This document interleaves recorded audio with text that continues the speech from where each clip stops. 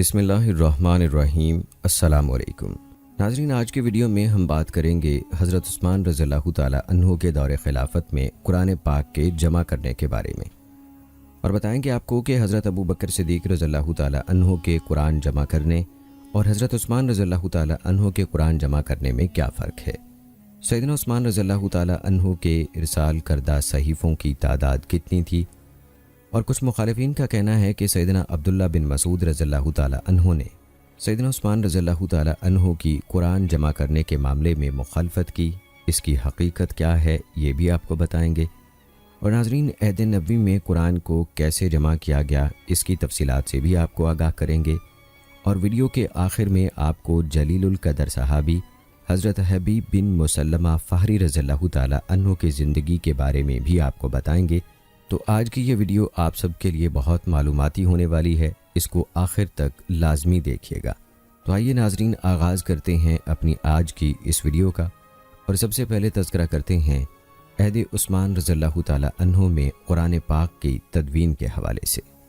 ناظرین، سیدنا انس بن مالک رضی اللہ تعالیٰ عنہ سے روایت ہے کہ سیدنا حذیفہ بن یمان رضی اللہ تعالیٰ عنہ سیدنا عثمان رضی اللہ تعالیٰ عنہ کے پاس آئے۔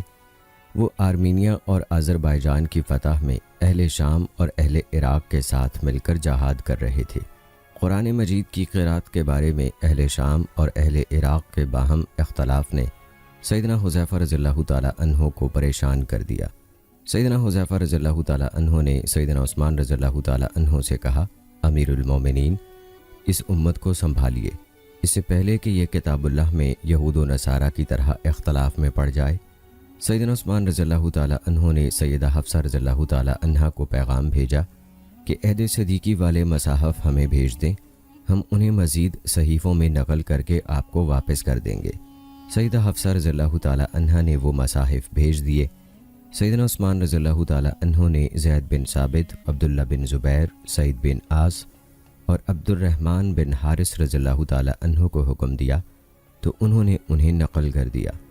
سیدنا عثمان رضی اللہ تعالیٰ عنہ نے قریش کے تینوں حضرات کو حکم دیا کہ اگر تمہارا کسی چیز میں زید بن ثابت رضی اللہ تعالیٰ عنہ سے اختلاف ہو جائے تو اسے قریش کے لغت کے مطابق لکھو، کیونکہ قرآن انہی کی زبان میں نازل ہوا ہے۔ انہوں نے اسی طرح کیا۔ جب انہوں نے ان مصاحف کی کئی کاپیاں تیار کر لیں تو سیدنا عثمان رضی اللہ تعالیٰ عنہ نے مصاحف سیدہ حفصہ رضی اللہ تعالیٰ عنہا کو واپس کر دیے، اور جو کاپیاں انہوں نے تیار کی تھیں ان میں سے ایک ایک کاپی ہر علاقے میں بھیج دی۔ ساتھ ہی حکم دے دیا کہ اس کے علاوہ جتنے صحیفے یا مصحف ہیں انہیں جلا دیا جائے۔ ناظرین، سیدنا ابو بکر صدیق رضی اللہ تعالیٰ عنہ کے عہد میں قرآن مجید مصاحف میں جمع ہونے کے بعد سیدنا عثمان رضی اللہ تعالیٰ عنہ کو جمع کرنے کی ضرورت مسلمانوں کے قرآن قرأت میں اختلاف کی وجہ سے پیش آئی۔ کتاب اللہ کی قرأت میں یہ اختلاف کسی بہت بڑے فتنے کا باعث بن سکتا تھا، کیونکہ قرآن مجید ہی شریعت کی اساس اور دین کی بنیادی ستون ہے۔ امت کی سیاسی، اجتماعی اور اخلاقی وحدت کی اساس بھی یہی آخری آسمانی کتاب ہے۔ اختلاف قرأت اس حد تک پہنچ گیا کہ لوگ ایک دوسرے سے کہنے لگے، میری قرأت تیری قرأت سے بہتر ہے۔ اسی بات نے سیدنا حذیفہ رضی اللہ تعالیٰ عنہ کو پریشان کیا۔ وہ گھبرا کر مسلمانوں کے خلیفہ اور امام کی خدمت میں گئے اور ان سے درخواست کی کہ امت میں اختلاف کا زہر پھیلنے سے پہلے ہی اس کا سد باب کریں اور اس فتنے کو جڑ سے اکھاڑ پھینکیں، مبادا قرآن مجید کی نص متاثر ہو اور اس کی آیات اور کلمات میں تحریف ہو جائے، جیسا کہ یہود و نصارہ اور دیگر قوموں نے کیا تھا۔ یہ صحیح حدیث اس بات کی قطعی دلیل ہے کہ قرآن مجید ایک ترتیب کے ساتھ صحیفوں میں جمع تھا، اور امت کا اس بات پر مکمل اتفاق ہے کہ جو کچھ ان صحیفوں میں ہے وہی قرآن میں ہے، اور ٹھیک ٹھیک اسی طرح ہے جس طرح نبی اکرم صلی اللہ علیہ وآلہ وسلم نے آخری بار جبرائیل امین علیہ السلام سے قرآن کا دور کرتے ہوئے سنا اور سنایا تھا۔ پھر یہ صحیفے خلیفہ اول سیدنا صدیق اکبر رضی اللہ تعالیٰ عنہ کی حفاظت میں رہے۔ ان کے بعد خلیفہ ثانی سیدنا عمر رضی اللہ تعالیٰ عنہ کی تحویل میں چلے گئے۔ جب سیدنا عمر رضی اللہ تعالیٰ عنہ کی وفات کا وقت قریب آیا تو انہوں نے اپنے بعد کسی خلیفہ کا تعین نہ کیا، بلکہ یہ معاملہ شورا کے ان چنیدہ ارکان پر چھوڑ دیا جنہیں رسول اکرم صلی اللہ علیہ وآلہ وسلم نے اپنی خوشنودی سے سرفراز فرمایا تھا۔ سیدنا عمر رضی اللہ تعالیٰ عنہ نے قرآن کے ان صحیفوں کی حفاظت کے بارے میں وصیت کی کہ یہ ان کی بیٹی ام المومنین سیدہ حفصہ رضی اللہ تعالیٰ عنہ کو دے دیے جائیں۔ سیدنا عثمان رضی اللہ تعالیٰ عنہ نے قرآن جمع کرنے کے لیے انہی صحیفوں پر اعتماد کیا اور اسی سے اپنا مصحف تیار کرایا جو بعد میں رسم عثمانی کے نام سے معروف ہوا۔ آپ نے حفظ و اتقان، ادائے حروف اور قرات و اعراب و لغت کے 4 ماہرین قراء صحابہ کرام رضوان اللہ مجمعین کو یہ ذمہ داری سونپی۔ ان میں سے 3 قریش سے اور 1 انصار میں سے تھے، اور وہ زید بن ثابت رضی اللہ تعالیٰ عنہ تھے، جنہوں نے عہد صدیقی میں سیدنا عمر رضی اللہ تعالیٰ عنہ کے مشورے پر پہلی بار قرآن جمع کیا تھا۔ بعض روایات میں ہے کہ سیدنا عثمان رضی اللہ تعالیٰ عنہ نے جن لوگوں کو قرآن نقل کرنے کا حکم دیا ان کی تعداد 12 تھی۔ ان میں ابی بن کعب اور قریش و انصار کے دیگر قراء بھی شامل تھے۔ اس حدیث سے معلوم ہوتا ہے کہ سیدنا عثمان رضی اللہ تعالیٰ عنہ کے عہد خلافت میں فتوحات خلیفہ ہی کی اجازت اور حکم سے ہوتی تھیں۔ ہر عسکری مہم کا حکم مرکز خلافت مدینہ منورہ ہی سے صادر ہوتا تھا۔ ان کے عہد زرعی میں مملکت اسلامیہ کی تمام ریاستیں خلیفہ کے حکم کے تابع تھیں۔ تمام صوبوں میں صحابہ اور تابعین کا خلافت عثمان رضی اللہ تعالیٰ عنہ کے برحق ہونے پر اجماع تھا۔ لوگوں کے اختلاف قرأت کے وقت سیدنا حذیفہ بن یمان رضی اللہ تعالیٰ عنہ کا خلیفہ وقت کے پاس آنا اس بات پر دلالت کرتا ہے کہ بڑے بڑے اہم شرعی مسائل میں خلیفہ ہی سے مشاورت کی جاتی تھی، اور مدینہ دارالسنہ اور فقیہ صحابہ کا گڑھ تھا۔ ناظرین، سیدنا عثمان رضی اللہ تعالیٰ عنہ نے مہاجرین و انصار کو جمع کیا اور قرآن جمع کرنے کے لیے ان سے مشورہ کیا۔ ان میں امت کے سربر آوردہ احباب، ائمہ کرام اور علماء صحابہ کرام رضوان اللہ اجمعین شامل تھے۔ ان حضرات میں سر فہرست سیدنا علی رضی اللہ تعالیٰ عنہ تھے۔ سیدنا عثمان رضی اللہ تعالیٰ عنہ نے یہ مشکل اور اہم ترین مسئلہ امت کے ان ہدایت یافتہ احباب اور بہترین رہنمائی کرنے والے برگزیدہ قائدین کے سامنے رکھا۔ ان سے بحث مباحثہ کیا، مختلف سوال و جواب ہوئے، یہاں تک کہ سیدنا عثمان رضی اللہ تعالیٰ عنہ کو ان کی رائے معلوم ہو گئی اور انہیں آپ کے موقف کا علم ہو گیا۔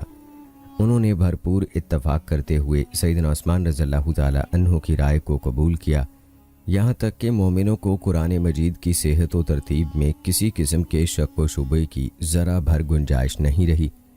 پھر اس اجماع کی خبر ہر طرف پھیل گئی، کسی نے اس کی مخالفت نہیں کی، نہ کسی نے اس پر کوئی اعتراض کیا۔ قرآن کی یہ شان نہیں ہے کہ وہ امت کے کسی فرد پر مخفی رہے، چہ جائے کہ علماء اور مشہور ائمہ پر اس کے جمع و ترتیب کا معاملہ مخفی رہتا۔ سیدنا عثمان رضی اللہ تعالیٰ عنہ نے قرآن کو ایک مصحف میں جمع کر کے کسی بدعت کا ارتکاب نہیں کیا، کیونکہ آپ سے پہلے سیدنا ابو بکر صدیق رضی اللہ تعالیٰ عنہ یہ کام کر چکے تھے۔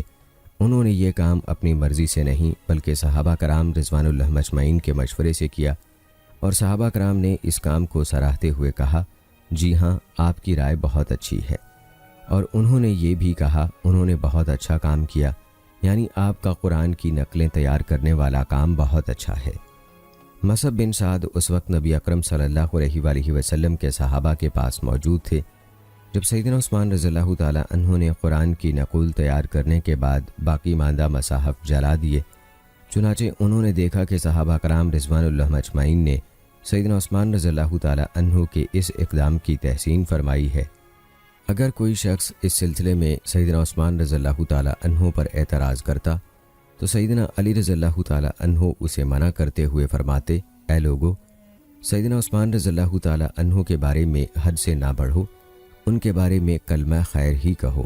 اللہ کی قسم، انہوں نے قرآن جمع کرنے کے لیے جو کچھ کیا ہے وہ سب کچھ ہم صحابہ کی ایک بہت بڑی جماعت کے مشورے ہی سے کیا ہے۔ اللہ کی قسم، اگر یہ ذمہ داری مجھ پر ڈالی جاتی تو میں بھی انہی کی طرح عمل کرتا۔ مخلوق خدا کی ان برگزیدہ اور صاحب فضل و کمال ہستیوں کے اس مبارک امر پر اتفاق کے بعد ہر اس شخص پر جو خواہشات نفس کا پجاری نہیں ہے خوب واضح ہو جاتا کہ سیدنا عثمان رضی اللہ تعالیٰ عنہ کے قرآن مجید کی حفاظت کے لیے کیے گئے اس کام کو برضا و رغبت تسلیم کرنا نہایت ضروری ہے۔ امام قرطبی اپنی تفسیر میں فرماتے ہیں، سیدنا عثمان رضی اللہ تعالیٰ عنہ نے جمع قرآن کا کام شروع کرنے سے پہلے مہاجرین و انصار اور نامور مسلمانوں کو جمع کر کے ان سے ان اہم کاموں کی بابت مشورہ کیا۔ ان سب نے کامل اتفاق کیا کہ رسول اکرم صلی اللہ علیہ وآلہ وسلم سے وارد مشہور قراتوں کے علاوہ تمام قراتوں کو تلف کر دیا جائے، صرف مشہور قراتوں کو باقی رکھا جائے، اور انہوں نے سیدنا عثمان رضی اللہ تعالی عنہ کے موقف کو نہ صرف صحیح قرار دیا بلکہ اس کی تائید بھی کی۔ اس سے معلوم ہوا کہ آپ کی رائے بالکل ٹھیک اور الہامی تھی۔ ناظرین، آئیے اب تذکرہ کرتے ہیں کہ سیدنا صدیق اکبر رضی اللہ تعالی عنہ اور سیدنا عثمان رضی اللہ تعالی عنہ کے جمع قرآن میں فرق کیا تھا۔ سیدنا ابو بکر صدیق اور سیدنا عثمان رضی اللہ تعالی عنہ کے جمع قرآن میں فرق یہ ہے کہ سیدنا ابو بکر صدیق رضی اللہ تعالی عنہ نے قرآن مجید اس خدشے کے پیش نظر جمع کیا کہ اہل باطل سے مارکہ آرائی میں قرائے کرام کے شہید ہونے سے قرآن ضائع نہ ہو جائے، کیونکہ اس وقت تک قرآن مجید ایک جگہ پر محفوظ نہیں تھا، لہٰذا انہوں نے سورتوں کی آیات کو رسول اکرم صلی اللہ علیہ وآلہ وسلم کی بتائی ہوئی ترتیب کے مطابق مختلف صحیفوں میں جمع کر دیا۔ سیدنا عثمان رضی اللہ تعالی عنہ کو قرآن جمع کرنے کی ضرورت اس وقت پیش آئی جب لوگوں نے وجوہ قرات میں اختلاف کرنا شروع کیا۔ صورتحال اس قدر خراب ہو گئی کہ وسعت لغات کی بنا پر لوگوں نے اپنی اپنی لغت کے مطابق قرآن پڑھنا شروع کر دیا اور اپنے علاوہ دوسروں کی قرات کو باطل قرار دینے لگے۔ سیدنا عثمان رضی اللہ تعالی عنہ کو خدشہ لاحق ہوا کہ یہ معاملہ سنگین نہ ہو جائے، لہٰذا انہوں نے سیدنا صدیق اکبر رضی اللہ تعالی عنہ کے جمع کردہ صحیفوں کو ایک ہی صحیفے میں صورتوں کی ترتیب کے ساتھ نقل کرا دیا اور باقی لغتوں کی بجائے صرف لغت قریش کو برقرار رکھا، کیونکہ قرآن انہی کی لغت میں نازل ہوا تھا۔ اگرچہ شروع میں دوسری لغتوں میں پڑھنے کی بھی اجازت تھی تاکہ مشقت اور حرج نہ ہو، لیکن سیدنا عثمان رضی اللہ تعالی عنہ نے جب دیکھا کہ اب یہ لغت مشکل نہیں رہی تو انہوں نے اسی ایک لغت کو اختیار فرما لیا۔ قاضی ابو بکر باقلانی فرماتے ہیں، سیدنا ابو بکر صدیق رضی اللہ تعالی عنہ کا مقصد قرآن کو محض 2 گتوں میں جمع کرنا نہیں تھا، بلکہ ان کا مقصد لوگوں کو رسول اکرم صلی اللہ علیہ وآلہ وسلم سے منقول، معروف اور ثابت قراتوں پر جمع کرنا، ان کے علاوہ دیگر قراتوں کو ختم کرنا تھا۔ ان کا مقصد یہ تھا کہ لوگوں کے پاس ایک ایسا مصحف ہو جس میں کسی قسم کی تقدیر و تاخیر ہو، نہ متن کے ساتھ اس کی تفسیر درج ہو، نہ اس میں وہ آیات ہوں جن کی تلاوت منسوخ ہو چکی ہے۔ چنانچہ انہوں نے اس میں صرف ان آیات کو لکھا جن کی تلاوت و حفظ شرعاً فرض تھا۔ اس کے لیے انہوں نے رائج اور معتبر قریشی رسم الخط اختیار کیا تاکہ بعد والوں کے لیے کوئی شبہ اور الجھاؤ پیدا نہ ہو۔ حارث محاسبی کہتے ہیں، لوگوں میں یہ بات مشہور ہے کہ سیدنا عثمان رضی اللہ تعالی عنہ جامع القرآن ہیں، حالانکہ حقیقت میں ایسا نہیں ہے۔ سیدنا عثمان رضی اللہ تعالی عنہ نے تو صرف اہل شام اور اہل عراق کے اسلوب قرات میں اختلاف پیدا ہونے پر مہاجرین و انصار کے باہمی مشورے سے لوگوں کو ایک قرات پر جمع کیا، کیونکہ ایسا نہ کرنے کی صورت میں فتنہ برپا ہونے کا خدشہ تھا۔ اس سے پہلے قرآن مجید مختلف صحیفوں میں قرات سبا جن پر قرآن نازل ہوا تھا کی صورت میں موجود تھا۔ سب سے پہلے جمع قرآن کا کارنامہ سیدنا ابو بکر صدیق رضی اللہ تعالی عنہ ہی نے انجام دیا۔ سیدنا علی رضی اللہ تعالی عنہ ارشاد فرماتے ہیں، اگر میں خلیفہ ہوتا تو یقیناً میں بھی مصاحف کے بارے میں وہی فیصلہ کرتا جو سیدنا عثمان رضی اللہ تعالی عنہ نے کیا۔ امام قرطبی رحمہ اللہ فرماتے ہیں، سیدنا ابو بکر صدیق رضی اللہ تعالی عنہ نے قرآن مجید کو ایک مصحف میں جمع کر دیا تھا، تو پھر سیدنا عثمان رضی اللہ تعالی عنہ کو اپنے تیار کردہ مصحف پر لوگوں کو جمع کرنے کی ضرورت کیوں پیش آئی؟ اس کا جواب یہ دیا گیا کہ سیدنا عثمان رضی اللہ تعالی عنہ کا مقصد لوگوں کو اپنے تالیف کردہ مصحف پر جمع کرنا نہ تھا۔ غور کریں کہ ان کا طریقہ عمل کیا تھا۔ یہ تھا کہ انہوں نے سب سے پہلے سیدہ حفصہ رضی اللہ تعالی عنہ کی خدمت میں پیغام بھیجا کہ وہ سیدنا ابو بکر صدیق رضی اللہ تعالی عنہ کا تیار کردہ مصحف بھیج دیں تاکہ وہ اس کی مزید کاپیاں تیار کر لیں۔ بعد ازاں وہ یہ مصحف انہیں لوٹا دیں گے۔ اس کا بنیادی سبب یہ تھا کہ صحابہ کرام رضوان اللہ مجمعین مختلف شہروں میں پھیلے ہوئے تھے اور لوگوں نے قرات قرآن میں اختلاف کرنا شروع کر دیا تھا۔ یہ اختلاف سنگین صورتحال اختیار کرتا جا رہا تھا، بالخصوص بقول سیدنا حذیفہ رضی اللہ تعالی عنہ اہل شام اور اہل عراق کے مابین اختلاف نہایت شدت اختیار کر چکا تھا، اور آئیے ناظرین اب تذکرہ کرتے ہیں کہ کیا سیدنا عثمان رضی اللہ تعالی عنہ کے تیار کردہ مصاحف قرات سبا پر مشتمل تھے؟ عظیم محقق صادق ارجون رحمہ اللہ اس موضوع پر بات کرتے ہوئے فرماتے ہیں، سیدنا ابو بکر صدیق رضی اللہ تعالی عنہ کے صحیفے جنہیں سیدنا عثمان رضی اللہ تعالی عنہ نے اصل بنایا، ان کے بارے میں مسلمانوں کا اجماع ہے کہ وہ صحیح احادیث سے ثابت قرآن مجید کے قرات سبا پر حاوی نہیں تھے، بلکہ ان میں صرف ایک قرات لغت تھی، یعنی وہ قرات جس میں آخری بار رسول اکرم صلی اللہ علیہ وآلہ وسلم پر قرآن پیش کیا گیا اور نبی اکرم صلی اللہ علیہ وآلہ وسلم کی مبارک زندگی کے آخر تک اسی پر عمل رہا۔ قرات سبا کی اجازت شروع میں امت کی آسانی کے لیے تھی۔ جب قرآن عام ہو گیا، لوگ باہم مل جل گئے اور ان کی لغات یکجا ہو گئیں، تو پھر یہ اجازت منسوخ ہو گئی۔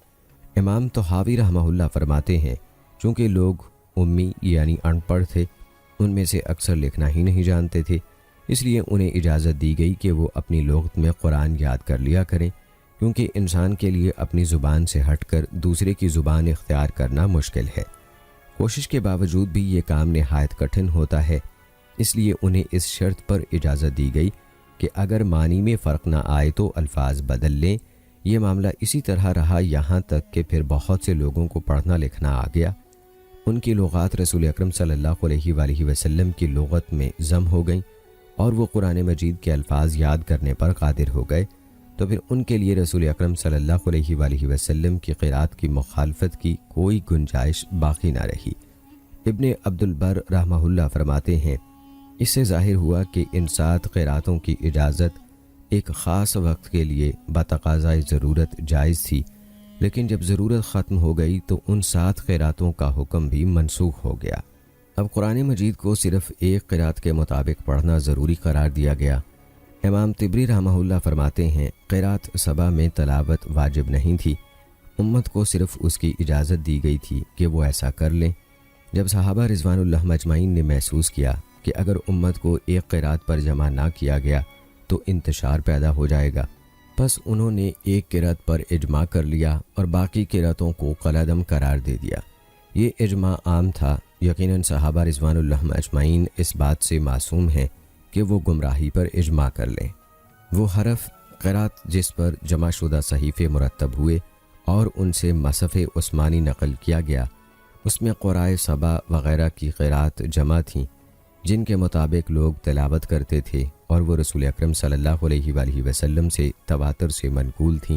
یاد رہے کہ احادیث میں وارد حروف سبا سے مراد وہ قراتیں نہیں ہیں جنہیں ختم کر کے ایک ہی قرات میں جمع کر دیا گیا تھا۔ امام قرطبی رحمہ اللہ فرماتے ہیں، ہمارے بہت سے علماء مثلاً داؤدی اور ابن ابی صفرہ وغیرہ کا کہنا ہے کہ ان کی 7 قراتوں سے مراد جو ان قرائے سبا کی جانب منسوب ہیں وہ 7 حروف مراد نہیں ہیں جن کے مطابق قرات کرنا صحابہ میں معروف تھا۔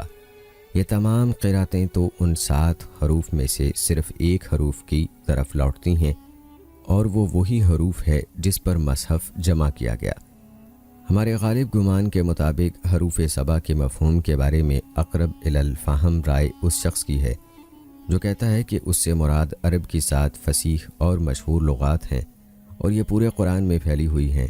یہی موقف قاسم بن سلام، ابن عطیہ اور کئی دیگر جلیل القدر بزرگوں کا ہے۔ الاتقان میں امام سیوطی کے حروف سبا کے معنی میں ذکر کردہ اقوال سے بھی مذکورہ مفہوم ہی سمجھ میں آتا ہے۔ ناظرین، جب سیدنا عثمان رضی اللہ تعالی عنہ مصحف کی نقلیں تیار کرانے کے بعد فارغ ہوئے تو آپ نے ہر علاقے میں ایک ایک نسخہ بھیج دیا اور متعلقہ حکام کو حکم دیا کہ جو مصحف میرے اس بھیجے ہوئے مصحف کے موافق نہ ہو اسے جلا دیا جائے۔ مختلف علاقوں میں تقسیم کیے جانے والے مصاحف کی تعداد میں اختلاف ہے۔ ایک قول یہ ہے کہ ان کی تعداد 4 تھی، اسی پر اکثر علماء کا اتفاق ہے۔ بعض نے 5، بعض نے 6، بعض نے 7 اور بعض نے 8 کی تعداد تک کا ذکر کیا ہے۔ 4 تسلیم کرنے کی صورت میں تقسیم اس طرح ہوئی کہ ایک مصحف انہوں نے مدینہ میں رکھا اور ایک شام، ایک کوفہ اور ایک بصرہ بھیج دیا۔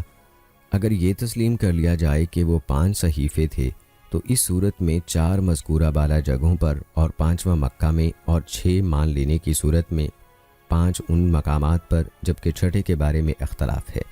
ایک قول یہ ہے کہ سیدنا عثمان رضی اللہ تعالیٰ عنہ نے ایک صحیفہ اپنے پاس رکھ لیا، ایک اور قول یہ ہے کہ بحرین بھیج دیا، 7 تسلیم کر لیں تو اس صورت میں 6 ان جگہوں پر اور 7واں یمن ارسال کیا، اور اگر 8 صحیفے تسلیم کر لیں تو 7 ان مقامات کی طرف بھیج دیے اور 8واں نسخہ اپنے پاس رکھ لیا۔ آپ اسی مصحف کی تلاوت کرتے تھے اور اسی کے اوراق کے سامنے آپ کو شہید کر دیا گیا۔ سیدنا عثمان رضی اللہ تعالیٰ عنہ نے لوگوں کی رہنمائی کے لیے ہر مصحف کے ساتھ ایک قاری بھی روانہ کیا تاکہ وہ رسم عثمانی والے نسخے میں مذکور صحیح اور متواتر قراتوں سے لوگوں کو آگاہ کر دے۔ اہل مکہ کی طرف مصحف کے ساتھ سیدنا عبداللہ بن صائب رضی اللہ تعالیٰ عنہ روانہ کیے گئے، اہل شام کی طرف سیدنا مغیرہ بن شعبہ رضی اللہ تعالیٰ عنہ بھیجے گئے، اور کوفہ کی جانب سیدنا ابو عبد الرحمن سلمی رضی اللہ تعالیٰ عنہ مصحف لے کر گئے۔ اہل بصرہ کو مصحف کی تعلیم دینے کے لیے عامر بن قیس گئے، اور سیدنا زید بن ثابت رضی اللہ تعالیٰ عنہ کو حکم ملا کہ وہ مدینہ میں مصحف کی تعلیم دیں۔ اور ناظرین، آئیے اب تذکرہ کرتے ہیں ایک ایسی غلط فہمی کے بارے میں جو کہ اکثر کہی جاتی ہے کہ سیدنا عبداللہ بن مسعود رضی اللہ تعالیٰ عنہ مصحف عثمانی کی مخالفت کرتے تھے۔ یہ بات بالکل ثابت نہیں ہے۔ مخالفت کی تمام روایات سنداً ضعیف ہیں، اور ان ضعیف روایات میں جن میں سیدنا ابن مسعود رضی اللہ تعالیٰ عنہ کی مخالفت کا ذکر ہے، یہ بات بھی وضاحت سے موجود ہے کہ صحابہ کرام کے اتفاق کے بعد سیدنا ابن مسعود رضی اللہ تعالیٰ عنہ نے اپنے موقف سے رجوع کر لیا اور جمع قرآن کے سلسلے میں صحابہ کے ہم نوا بن گئے۔ انہوں نے لوگوں میں سرعام اپنے رجوع کا باقاعدہ اعلان کیا اور باقی لوگوں کو بھی اس مسئلے میں دوسرے مسلمانوں کی ہم نوائی کا حکم دیا اور فرمایا، یقیناً اللہ تعالیٰ علم کو یکلخت نہیں چھینے گا بلکہ علماء کو اٹھا کر علم بھی اٹھا لے گا۔ اللہ تعالیٰ امت محمد صلی اللہ علیہ وآلہ وسلم کو گمراہی پر جمع نہیں کرے گا، لہٰذا جس بات پر انہوں نے اجماع کر لیا ہے تم بھی ان کا ساتھ دو، حق اسی میں ہے جس پر ان کا اجماع ہوا۔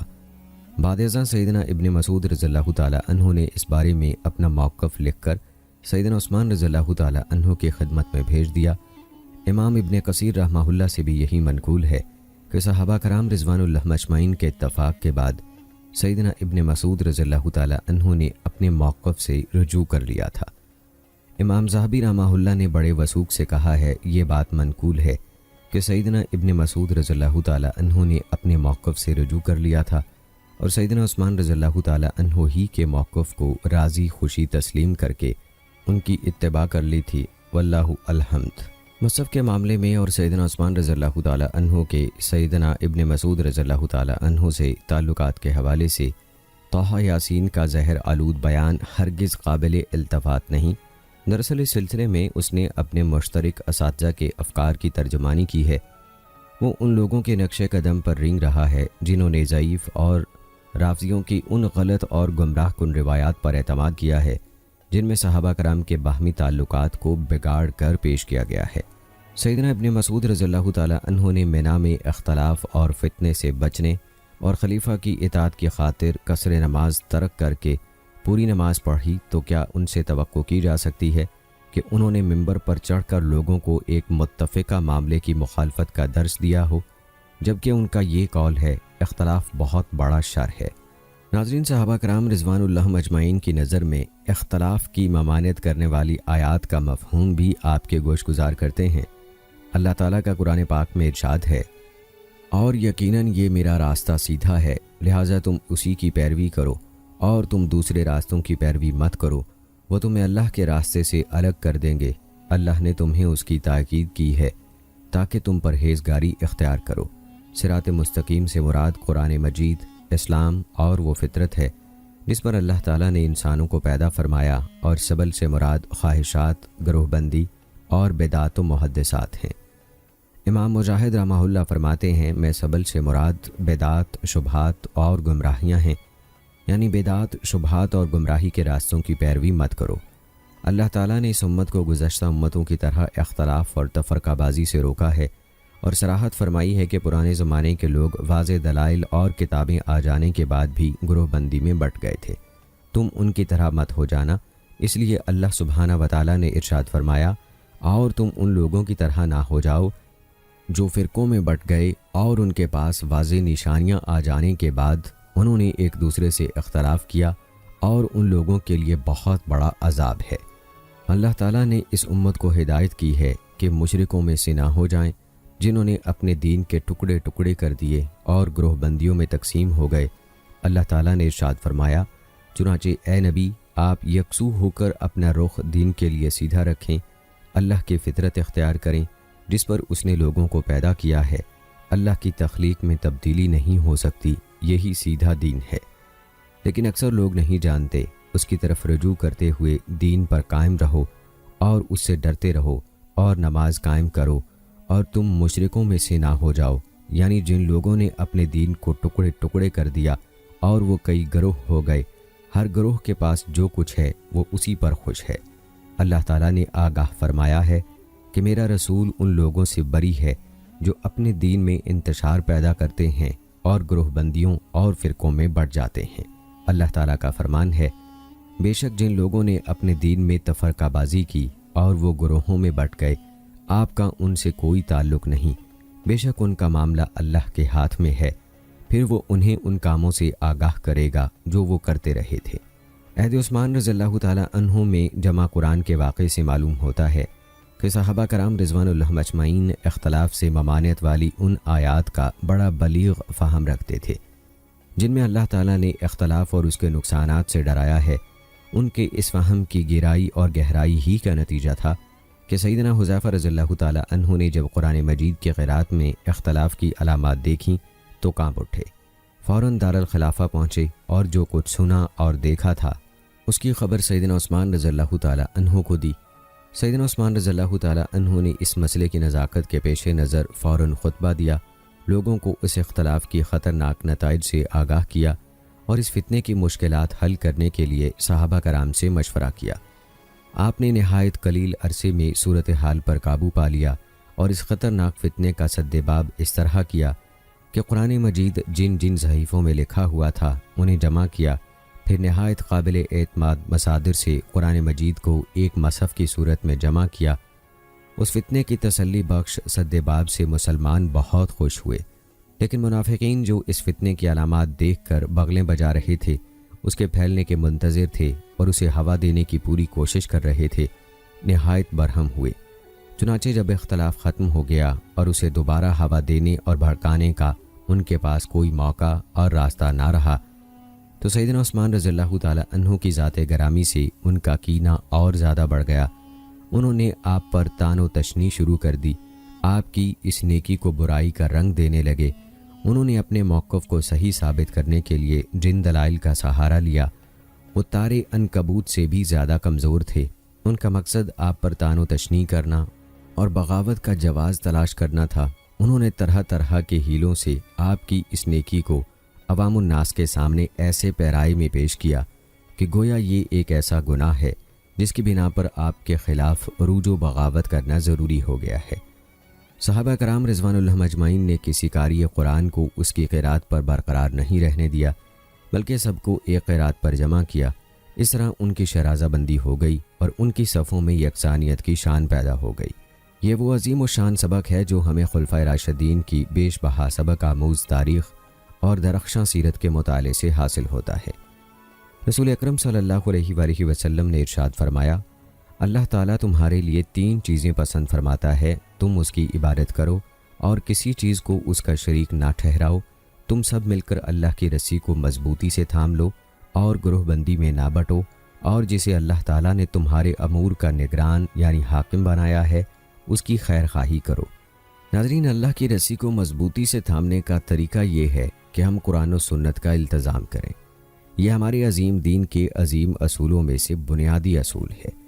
امام ابن تیمیہ رحمہ اللہ فرماتے ہیں، یہ اصل عظیم دین اسلام ہے، اسی کو اختیار کرنے کی اللہ تعالیٰ نے اپنی کتاب میں شدید ترغیب دی ہے اور اہل کتاب کو اس کے چھوڑنے کی وجہ سے مذموم ٹھہرایا ہے۔ اسی بات کی رسول اکرم صلی اللہ علیہ وآلہ وسلم نے اکثر و بیشتر مواقع پر تاکید فرمائی ہے۔ اسی لیے اللہ تعالیٰ اور اس کے رسول صلی اللہ علیہ وآلہ وسلم نے ہر وہ کام کرنے کا حکم دیا ہے جس سے مسلمانوں کے اتحاد اور باہمی الفت کو فروغ حاصل ہو، اور ہر اس کام سے منع کیا ہے جس سے اس عظیم مقصد کو نقصان پہنچے۔ اس بنیاد اور اس کے ضابطوں کا لحاظ نہ رکھنے کی وجہ سے مسلمانوں کے مابین جو بے رخی، قطع تعلقی اور خون خرابہ ہوا، اس سے ان کی صفوں میں تفریق پیدا ہو گئی، ان کی وحدت پارا پارا ہو گئی اور وہ فرقوں اور گروہوں میں اس طرح بٹے کہ ہر گروہ اپنے مسلک پر خوش ہے۔ مسلمانوں کی وحدت اور اجتماعیت شرعاً مطلوب ہے اور یہ امر شریعت اسلامیہ کے مقاصد میں سے ایک عظیم مقصد ہے، بلکہ اللہ کے دین کو مضبوط کرنے کے اہم اسباب میں سے ہے۔ ہمیں یہ بھی حکم دیا گیا ہے کہ ایک دوسرے کو حق بات کی وصیت اور صبر کی تلقین کرتے رہیں۔ یہ اس لیے ضروری ہے کہ دعوت و ارشاد کا فریضہ نبھانے والے اسلامی تحریکوں کے قائدین، امت مسلمہ کے علماء اور طلباء علم معاشرتی اصلاح اور اتحاد کے لیے مشترکہ کوششیں کریں۔ اصلاح کی یہ جد و جہد مخلصانہ اور حقیقی بنیادوں پر ہو، محض فریب کاری اور بناوٹ نہ ہو، کیونکہ منافقت سے اصلاح کی بجائے بگاڑ پیدا ہو جاتا ہے۔ شیخ عبد الرحمن سعدی رحمہ اللہ فرماتے ہیں، جہاد کی دو قسمیں ہیں۔ وہ جہاد جس سے مقصود مسلمانوں کی اصلاح ہو، ان کے عقائد، اخلاقیات اور معاشرتی آداب کی اصلاح ہو، ان کے تمام دینی اور دنیاوی معاملات صحیح رکھنے کی کوشش کی جائے اور ان کی علمی تربیت کا بندوبست کیا جائے، یہی حقیقی اور بنیادی جہاد ہے۔ جہاد کی دوسری قسم یہ ہے کہ اسلام اور مسلمانوں پر حملہ آور سرکش منافقین، کفار، ملحدین اور دیگر اسلام دشمنوں کا ناطقہ بند کیا جائے اور ان کا مقابلہ کیا جائے۔ اس کی دو قسمیں ہیں، حجت، برہان اور زبان سے جہاد، اور ہر دور کی مناسبت سے مطلوبہ اسلحے سے جہاد۔ پھر انہوں نے ایک الگ فصل اس عنوان سے قائم کی ہے، مسلمانوں کے مابین وحدت اور الفت قائم کرنے کے لیے جہاد۔ پھر مسلمانوں کے ایک دوسرے کے ساتھ تعاون کے وجوب اور ان کی وحدت کے ضروری ہونے پر دلالت کرنے والی آیات و احادیث بیان کرنے کے بعد فرماتے ہیں، سب سے بڑا جہاد یہ ہے کہ مسلمانوں میں باہمی الفت پیدا کی جائے اور انہیں ان کی دینی و دنیاوی مصلحتوں پر جمع کرنے کی کوشش کی جائے۔ اس لیے ہم سمجھتے ہیں کہ مسلمانوں کے دلوں کو جوڑنے والی اور ان کی صفوں میں اتحاد پیدا کرنے والے اسباب کو اختیار کرنا سب سے بڑا جہاد ہے، کیونکہ مسلمانوں کے وقار، ان کی سلطنت کے استحکام و قیام اور اپنے رب کی شریعت کی حاکمیت کے لیے یہ اقدام نہایت ضروری ہے۔ یہی خلفائے راشدین کی فہم و فراست تھی جو سیدنا عثمان رضی اللہ تعالی عنہ کے عہد میں امت کو ایک مصحف پر جمع کرنے کی نہایت دل نشیں اور کامل ترین صورت میں ظاہر ہوئی۔ آئیے ناظرین اب تذکرہ کرتے ہیں عہد نبوی میں کتابت قرآن کا۔ ناظرین یہ بات قطعی دلیل سے ثابت ہے کہ رسول اکرم صلی اللہ علیہ وآلہ وسلم پر جو وحی نازل ہوتی تھی آپ اسے لکھنے کا حکم دیتے تھے۔ یہ بھی ثابت ہے کہ آپ کے کاتبین وحی مقرر تھے جو نازل ہونے والے قرآن کو لکھتے تھے، یہاں تک کہ زید بن ثابت رضی اللہ تعالی عنہ کتابت وحی کی وجہ سے کاتب النبی کے لقب سے معروف تھے۔ امام بخاری نے اپنی صحیح میں فضائل قرآن کے سلسلے میں یہ باب قائم کیا، نبی اکرم صلی اللہ علیہ وآلہ وسلم کے کاتبوں کا بیان، اور اس کے تحت 2 حدیثیں درج کی ہیں۔ سیدنا ابو بکر صدیق رضی اللہ تعالی عنہ نے سیدنا زید رضی اللہ تعالی عنہ سے کہا، اور یقیناً آپ رسول اکرم صلی اللہ علیہ وآلہ وسلم کے لیے وحی کی کتابت کیا کرتے تھے۔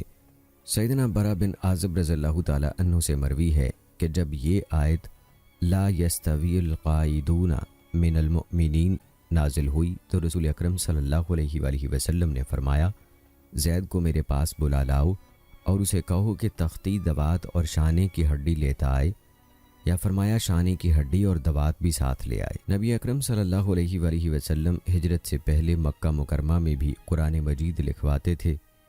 آپ کے کاتبین میں سیدنا عبداللہ بن سعد بن ابی سرح رضی اللہ تعالی عنہ بھی تھے جو مرتد ہو گئے، مگر فتح مکہ کے سال انہوں نے دوبارہ اسلام قبول کر لیا۔ ان کا قصہ معروف ہے جس کے بارے میں ہم آپ کو پہلے بتا چکے ہیں۔ یہ بات معروف ہے کہ خلفائے اربعہ کا شمار بھی کاتبین وحی میں ہوتا ہے۔ بظاہر یہی معلوم ہوتا ہے کہ مذکورہ حضرات مکہ مکرمہ میں قرآن مجید کی کتابت کرتے تھے۔ سیدنا عمر بن خطاب رضی اللہ تعالی عنہ کے قبول اسلام اور بہن کے گھر جانے کے واقعے سے معلوم ہوتا ہے کہ قرآن ہجرت سے پہلے مکہ مکرمہ میں بھی لکھا جاتا تھا، کیونکہ سیدنا عمر رضی اللہ تعالی عنہ جب اپنی بہن کے گھر داخل ہوئے تو اس کے ہاتھ میں ایک صحیفہ تھا جس میں سورہ طٰہٰ لکھی ہوئی تھی۔ اللہ تعالیٰ نے بھی آگاہ فرمایا ہے کہ قرآن مجید صحیفوں میں لکھا ہوا ہے، اللہ پاک کا ارشاد ہے، اللہ کی طرف سے ایک رسول جو پاکیزہ صحیفے پڑھے۔ رسول اکرم صلی اللہ علیہ وآلہ وسلم کی وفات کے وقت پورا قرآن لکھا ہوا تھا، لیکن ایک جگہ پر جمع نہیں تھا۔ مختلف چیزوں، کھجور کے پتوں اور چوڑے سفید پتھروں وغیرہ پر تحریر تھا۔ لوگوں کے سینوں میں بھی محفوظ تھا۔ صحیفوں اور لوگوں کے سینوں میں محفوظ ہونے کے علاوہ جبرائیل علیہ السلام ہر سال نبی اکرم صلی اللہ علیہ وآلہ وسلم کے ساتھ قرآن کا دور کرتے تھے، اور جس سال رسول اکرم صلی اللہ علیہ وآلہ وسلم کی وفات ہوئی اس سال 2 مرتبہ دور کیا۔ ممکن ہے رسول اکرم صلی اللہ علیہ وآلہ وسلم نے قرآن کے ناسخ اور منسوخ یعنی بعض احکام منسوخ ہو جانے یا بعض آیات کی تلاوت منسوخ ہو جانے کے امکان کے پیش نظر اسی ایک مصحف میں جمع نہ کیا ہو۔ جب آپ صلی اللہ علیہ وآلہ وسلم کی وفات تک پورا قرآن نازل ہو چکا اور نزول وحی کا سلسلہ منقطع ہو گیا تو اللہ تعالیٰ نے خلفائے راشدین کو یہ کام کرنے کا الہام کر دیا تاکہ امت محمدیہ کے لیے قرآن کی حفاظت کی ذمہ داری کا سچا وعدہ پورا ہو جائے۔ ناظرین، آئیے اب تذکرہ کرتے ہیں عہد ابی بکر صدیق رضی اللہ تعالیٰ عنہ میں کتابت قرآن کا۔ جنگ یمامہ میں قرآن مجید کے بہت زیادہ حفاظ شہید ہو گئے، جس کے نتیجے میں سیدنا ابو بکر صدیق رضی اللہ تعالیٰ عنہ نے سیدنا عمر رضی اللہ تعالیٰ عنہ کے مشورے سے قرآن کو چمڑوں کے ٹکڑوں، ہڈیوں، کھجور کی چھالوں اور لوگوں کے سینوں سے ایک جگہ جمع کیا۔ سیدنا صدیق اکبر رضی اللہ تعالیٰ عنہ نے یہ عظیم ذمہ داری جلیل القدر صحابی سیدنا زید بن ثابت انصاری رضی اللہ تعالیٰ عنہ کو سونپی۔ سیدنا زید رضی اللہ تعالیٰ عنہ بیان کرتے ہیں، یمامہ میں بہت سے حفاظ کی شہادت کے بعد سیدنا ابو بکر صدیق رضی اللہ تعالیٰ عنہ نے مجھے بلا بھیجا۔ وہاں سیدنا عمر بن خطاب رضی اللہ تعالیٰ عنہ بھی تھے۔ سیدنا ابو بکر صدیق رضی اللہ تعالیٰ عنہ نے فرمایا، عمر رضی اللہ تعالیٰ عنہ میرے پاس آئے ہیں، کہتے ہیں کہ جنگ یمامہ میں بہت سے حفاظ قرآن شہید ہو گئے ہیں۔ خدشہ ہے کہ آئندہ مارکوں میں اگر اس طرح حفاظ قرآن شہید ہوئے تو قرآن کا بہت سا حصہ ضائع ہو جائے گا۔ میرا خیال ہے کہ آپ قرآن کو جمع کرنے کا حکم دیں۔ میں نے عمر رضی اللہ تعالیٰ عنہ سے کہا ہے کہ میں ایسا کام کیسے کروں جسے رسول اکرم صلی اللہ علیہ وآلہ وسلم نے نہیں کیا، ایک مصحف میں یعنی کہ جمع نہیں کیا ہے۔ عمر رضی اللہ تعالیٰ عنہ کہتے ہیں، اللہ کی قسم یہ خیر ہے۔ عمر رضی اللہ تعالیٰ عنہ بار بار مجھ سے اصرار کرتے رہے۔ اب اللہ نے میرا سینہ بھی اس کام کے لیے کھول دیا ہے، جس کے بارے میں عمر رضی اللہ تعالیٰ عنہ کو انشرح صدر تھا۔ اب میری بھی اس بارے میں وہی رائے ہے جو سیدنا عمر رضی اللہ تعالیٰ عنہ کی ہے۔ سیدنا زید رضی اللہ تعالیٰ عنہ کہتے ہیں کہ سیدنا ابو بکر صدیق رضی اللہ تعالیٰ عنہ نے مجھ سے فرمایا، آپ عقل مند ہیں، نوجوان ہیں، ہم آپ کو حفظ و اتقان اور دینداری میں سے کسی معاملے میں بھی متہم نہیں ٹھہراتے۔ مزید یہ کہ آپ رسول اکرم صلی اللہ علیہ وآلہ وسلم کے لیے بھی وحی کی کتابت کرتے رہے، لہذا مختلف اشیاء سے جو آپ کے پاس ہیں یا کسی اور کے پاس ہیں، قرآن پاک کی آیات اور صورتیں تلاش کریں اور انہیں جمع کریں۔ سیدنا زید رضی اللہ تعالیٰ عنہ فرماتے ہیں، اللہ کی قسم اگر وہ مجھے پہاڑوں میں سے کوئی پہاڑ منتقل کرنے کا مکلف ٹھہراتے تو یہ حکم مجھ پر اس قدر گراں نہ گزرتا جس قدر قرآن جمع کرنے کی ذمہ داری ثقیل تھی۔ پس یہ ذمہ داری قبول کرتے ہوئے میں نے کھجور کی چھالوں، چوڑے سفید پتھروں، لوگوں کے سینوں، چمڑے کے ٹکڑوں اور شانوں کی ہڈیوں سے قرآن کی تلاش شروع کر دی۔ فرماتے ہیں حتیٰ کہ سورہ توبہ کی آیات سے آخر تک کا حصہ مجھے صرف ابو خزیمہ انصاری رضی اللہ تعالیٰ عنہ کے پاس سے ملا، ان کے علاوہ کہیں سے نہ ملا۔ یہ صحیفے سیدنا ابو بکر صدیق رضی اللہ تعالیٰ عنہ کی زندگی میں ان کے پاس رہے، پھر سیدنا عمر رضی اللہ تعالیٰ عنہ کی زندگی میں ان کے پاس رہے، پھر وہ مصاحف جن میں قرآن تھا سیدہ حفصہ بنت عمر رضی اللہ تعالیٰ عنہا کے پاس رہے۔ ناظرین کرام، قرآن جمع کرنے کی ضرورت اس کے ضائع ہونے کے خوف سے اس وقت پیش آئی جب مرتدین کے خلاف لڑی جانے والی جنگوں میں بے شمار قرائے کرام شہید ہو گئے۔ اس سے معلوم ہوتا ہے کہ اس زمانے میں بھلائی کے کاموں بالخصوص جہاد فی سبیل اللہ میں علماء دین پیش رہتے تھے۔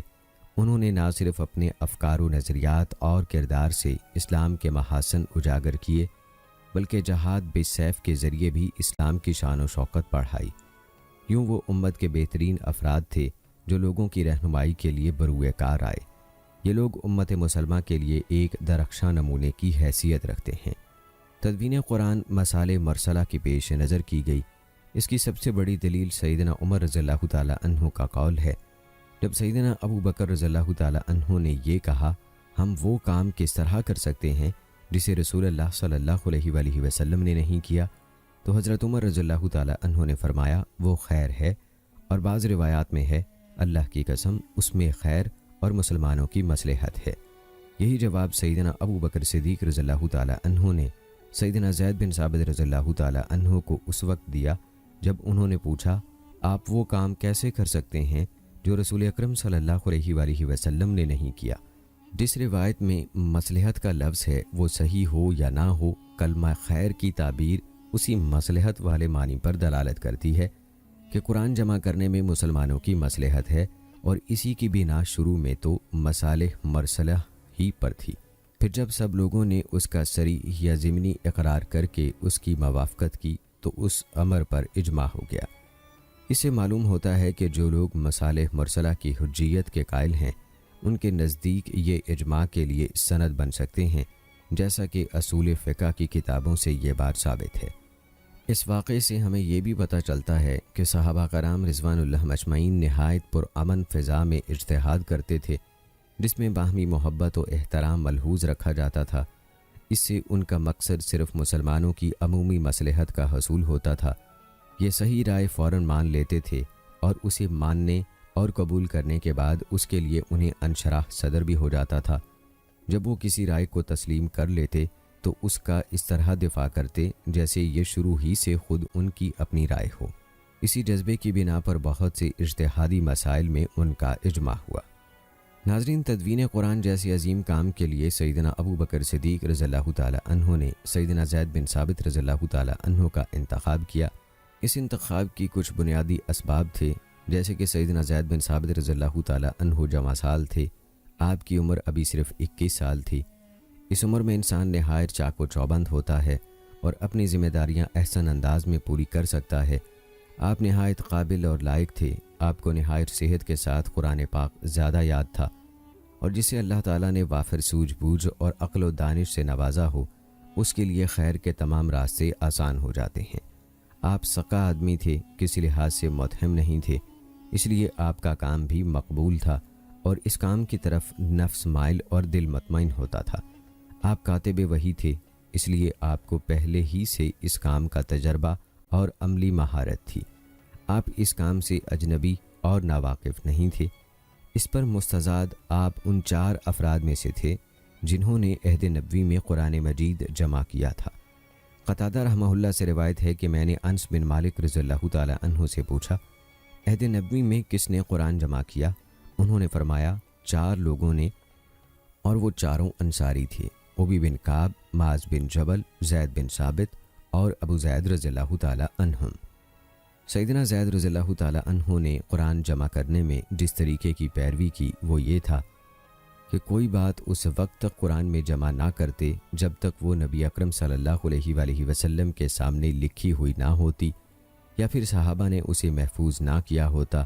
آپ صرف حافظے پر اعتماد نہیں کرتے تھے، اس ڈر سے کہ کہیں حفظ میں کوئی غلطی ہو گئی ہو یا وہم ہو گیا ہو۔ اسی طرح اگر کوئی شخص کچھ لکھا ہوا لاتا تو جب تک 2 گواہ نہ لاتا جو اس بات کی گواہی دیتے کہ یہ مکتوب رسول اکرم صلی اللہ علیہ وآلہ وسلم کے سامنے لکھا گیا ہے، اسے قبول نہ کرتے۔ ساتھ ہی اس بات کا بھی خیال رکھتے کہ کیا یہ لکھا ہوا ان وجوہ یعنی قرات میں سے بھی ہے جن میں قرآن نازل ہوا۔ انہی منہج پر کاربند رہتے ہوئے سیدنا زید رضی اللہ تعالی عنہ نے نہایت حزم و احتیاط، باریک بینی اور جانچ پڑتال کے ساتھ قرآن مجید جمع کیا۔ اور ناظرین، ویڈیو کے آخر میں آپ کو بتاتے چلیں کہ عہد نبوی کے مکتوب اور عہد صدیقی میں جمع کیے جانے والے کام میں فرق یہ تھا کہ رسول اکرم صلی اللہ علیہ وآلہ وسلم کی زندگی میں قرآن مختلف صحیفوں، تختیوں، کھجور کی شاخوں، صاف شدہ تنوں اور دیگر اشیاء پر الگ الگ محفوظ تھا، لیکن صورتوں کی ترتیب سے جمع نہ تھا۔ سیدنا ابو بکر صدیق رضی اللہ تعالی عنہ کے دور خلافت میں ہر صورت کو ایک صحیفے یا کئی صورتوں کو ایک صحیفے میں اس ترتیب کے ساتھ جمع کر دیا گیا جس ترتیب سے انہوں نے رسول اکرم صلی اللہ علیہ وآلہ وسلم سے یاد کیا تھا۔ سیدنا زید رضی اللہ تعالیٰ عنہ کی یہ ذمہ داری تھی کہ رسول اکرم صلی اللہ علیہ وآلہ وسلم کے عہد کے لکھے ہوئے مختلف صحیفوں کو اثر نو مرتب کر کے آیات کو ترتیب توفیقی کے مطابق جمع کر دیا۔ اور ناظرین، آئیے آخر میں آپ کو ایک جلیل القدر صحابی کے بارے میں بتاتے چلیں، حبیب بن مسلمہ فہری۔ حبیب رضی اللہ تعالیٰ عنہ نے کم سنی ہی میں مختلف کارروائیوں میں حصہ لیا تھا جو کہ حضرت عثمان غنی رضی اللہ تعالیٰ عنہ کی فتوحات میں ہوئیں۔ کبھی خود حملہ آور کے طور پر شریک ہوئے اور کبھی امدادی کمک لے کر شامل جہاد ہوئے۔ جس مارکے میں بھی شریک ہوئے، فتح و نصرت آپ کے ہم رکاب رہی۔ ایک مرتبہ مدینہ میں خدمت نبوی میں غازی بن کر حاضر ہوئے۔ ان دنوں آپ بہت چھوٹے تھے۔ غزوہ تبوک میں رسول اکرم صلی اللہ علیہ وآلہ وسلم کے ساتھ شریک ہوئے۔ اسی غزوے سے آپ کا سفر جہاد شروع ہوا۔ اس وقت آپ 20 سال کے نوخیز جوان تھے۔ سیدنا عمر رضی اللہ تعالیٰ عنہ نے جب دیکھا کہ آپ پختہ عادات اور مضبوط بدن کے مالک ہیں تو انہیں عملی طور پر آزمایا تاکہ دیکھیں کہ آپ کس میدان کے آدمی ہیں۔ سیدنا عمر رضی اللہ تعالیٰ عنہ نے انہیں 2 عہدے پیش کیے کہ یا تو آپ وزیر خزانہ بن جائیں یا اسلحے کی ذمہ داری سنبھال لیں۔ آپ نے اسلحے کی ذمہ داری لے لی، مال کی ذمہ داری سے دور رہے۔ اسلحے کو مال پر ترجیح دینا یقیناً ایک ایسے سپاہ سالار کا وصف ہے جس کے رگ و پے میں جنگجوئی کی بجلیاں کونتی ہوں اور وہ اپنے آپ کو صرف جہاد ہی کے لیے وقف کرنا چاہتا ہو۔ حبیب رضی اللہ تعالیٰ عنہ نے یرموک کے فیصلہ کن مارکے میں لشکر کے بہت بڑے حصے کی قیادت کے فرائض انجام دیے۔ حالانکہ اس وقت آپ کی عمر صرف 24 سال تھی۔ اس سے غفوان شباب میں آپ کی ابھرتی ہوئی قائدانہ صلاحیتوں کا اندازہ ہوتا ہے۔ سیدنا عمر رضی اللہ تعالیٰ عنہ نے انہیں جزیرہ کا سپاہ سالار مقرر کیا اور انتظامی ذمہ داری بھی انہی کے سپرد کی۔ حضرت عمر رضی اللہ تعالیٰ عنہ کا انہیں اس عظیم منصب پر فائز کرنا معمولی بات نہیں، کیونکہ ان کا معیار بڑا سخت تھا اور وہ ہر کس و ناقص کو اس منصب پر فائز نہیں کر سکتے تھے۔ سیدنا عمر رضی اللہ تعالیٰ عنہ جن خوبیوں کی بنا پر کسی کو قائد مقرر کرتے تھے وہ بہت تھوڑے لوگوں میں پائی جاتی تھی۔ آخر میں سیدنا عمر رضی اللہ تعالیٰ عنہ نے انہیں آرمینیا اور آذربائیجان کا گورنر مقرر کیا۔ یہ علاقے مسلمانوں کے صدر مقام سے بہت دور دراز تھے۔ وہاں کی ذمہ داری نہایت اہم تھی کیونکہ وہاں کے باشندے نہایت خوددار تھے، وہ کسی کے سامنے کبھی نہیں جھکے۔ حبیب رضی اللہ تعالیٰ عنہ نے سیدنا عثمان رضی اللہ تعالیٰ عنہ کے عہد خلافت میں سپاہ سالاری اور انتظامی امور میں مہارت حاصل کر لی تھی۔ آپ نہایت بہادر تھے، بڑھ چڑھ کر پیش قدمی کرنے والے تھے۔ جب موریان سے مارکا آرا ہوئے تو ان کے ساتھ صرف 6000 سپاہی تھے۔ دوسری طرف موریان کے لشکر کی تعداد 70,000 تھی۔ حبیب رضی اللہ تعالیٰ عنہ نے اپنے ساتھیوں سے کہا، اگر وہ بھی ڈٹے رہیں اور تم بھی ڈٹے رہو تو تم ان کی نسبت اللہ کے زیادہ قریب ہو، اور اگر وہ صبر سے کام لیں اور تم جزا و فضا کرو تو یاد رکھو اللہ تعالیٰ صبر کرنے والوں کے ساتھ ہے۔ پھر رات کو وہ دشمن پر ٹوٹ پڑے اور یہ دعا کی، اے اللہ اس رات کے چاند کو ہمارے لیے روشن کر دے اور ہم سے بارش کو روک دے، میرے ساتھیوں کی زندگی کی حفاظت فرما اور انہیں شہداء میں شمار کر لے۔ اللہ تعالیٰ نے ان کی دعا قبول کی اور انہیں فتح عطا فرمائی۔ دشمن پر فتح پانے کے اسباب میں سے ایمان کی مضبوطی کے ساتھ ساتھ ایک سبب یہ بھی تھا کہ انہوں نے سوجھ بوجھ سے کام لیا، جنگی حکمت عملی اختیار کی اور راتوں رات دشمن پر حملہ کر دیا۔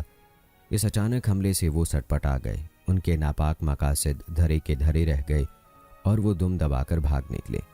حبیب رضی اللہ تعالیٰ عنہ اپنے ساتھیوں کے لیے شجاعت اور پیش قدمی کا جیتا جاگتا نمونہ تھے۔ آپ لشکر کے آگے رہتے تھے، مجاہدین کی رہنمائی کرتے تھے اور کہتے کہ میرے پیچھے پیچھے چلو۔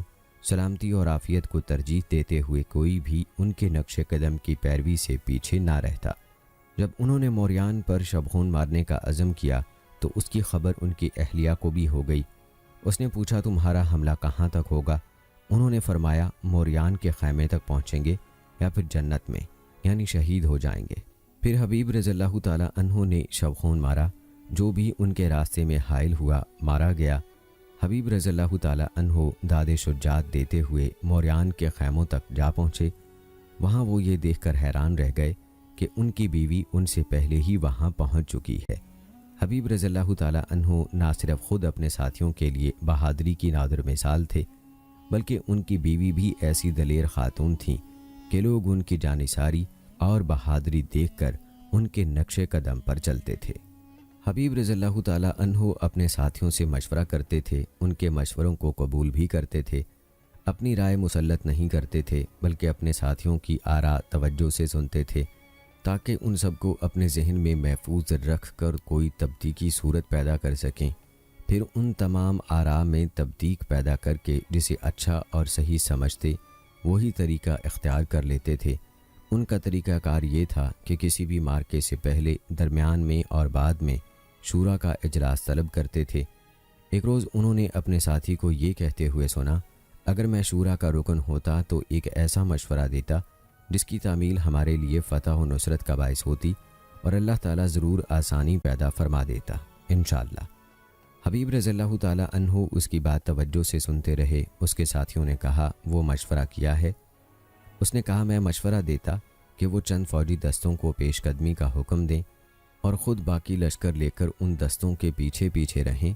آدھی رات کے وقت یہ فوجی دستے دشمن پر حملہ کر دیں۔ بعد ازاں حبیب رضی اللہ تعالیٰ عنہ اپنا باقی لشکر لے کر فجر کے وقت میدان جنگ پہنچ جائیں۔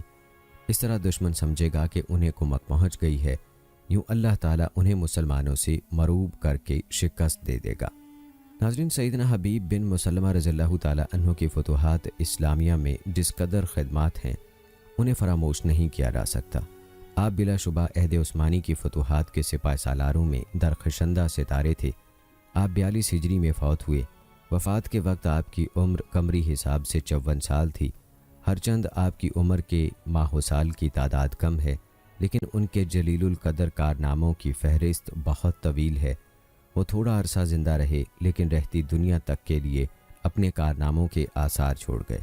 اللہ تعالیٰ اس جلیل القدر، پختہ کار، منتظم، پالیسی ساز، صاحب بصیرت اور فاتح سپہ سالار صحابی رسول حبیب بن مسلمہ فہری رضی اللہ تعالیٰ عنہ سے راضی اور خوش ہو، آمین۔ تو ناظرین کرام، یہ تھی ہماری آج کی ویڈیو۔ امید کرتے ہیں کہ آپ کو پسند آئی ہوگی۔ آج کی اس ویڈیو کے متعلق اپنی رائے کا اظہار کمنٹ باکس میں لازمی کیجیے گا۔ مجھے اگلی ویڈیو تک اجازت دیں۔ فی امان اللہ۔